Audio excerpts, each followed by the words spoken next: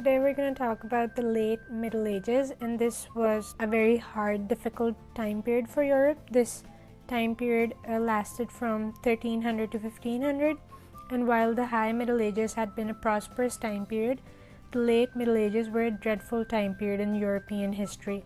Not only were people afflicted by the horrible Black Death, but there were also wars and famines and a split within the Catholic Church.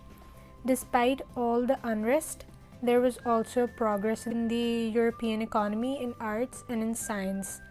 Other positive events from the late Middle Ages was the invention of the printing press, interest in Greek and Roman literature, and the Age of Discovery that started when Columbus discovered America in 1492. All these events led to the start of modern history. So the first thing that we're going to discuss is the Black Death. And the Black Death was caused by a plague that came and spread in Europe in 1347. The plague was caused by fleas, and it is estimated that it killed between 25 to 50% of Europe's population at that time. It took Europe 300 years before it was able to compensate for this population loss in the 17th century. Even the factors that contributed to the Black Death were trade, densely populated cities, and lack of awareness. Most people just blamed and killed the Jews. The labor loss due to the deaths resulted in landowners lowering their rents because they needed more laborers who would work as tenant farmers on their land. This, along with other factors, meant that the living conditions of the peasants improved drastically. Not only did their living conditions improve, but also their position in this extremely hierarchical society. There were also a lot of peasant revolts in this time period, but because the aristocrats wanted to retain their influence and wealth, they weren't very successful. These revolts weren't very successful, and they were crushed severely by the aristocrats. So next we're going to talk about the 100 Years' War, and this war lasted from 1337 to 1453. And the conflict arose after Charles IV of France died without any heir. So two different monarchs at the time claimed the French throne, and one monarch was the French monarch and the other was the English monarch, and both of these said that they had the first right to the French throne. This led to a series of armed conflicts between the two countries that lasted for more than a century. The war resulted in some important changes. A lot of new military techniques and methods were put into practice during this war.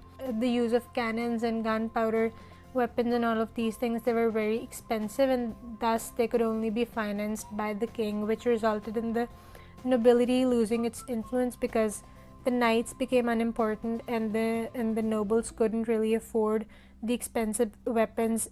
Instead of knights, the king started using professional warriors, national armies, who were only loyal to the king, and this further weakened the position of the aristocrats and strengthened the position of the king. During this time period, the church was also weakened a little bit. There were two reasons for this. Firstly, the Catholic Church was criticized for selling letters of indulgence, which would supposedly reduce the time spent in punishment for forgiveness of sins.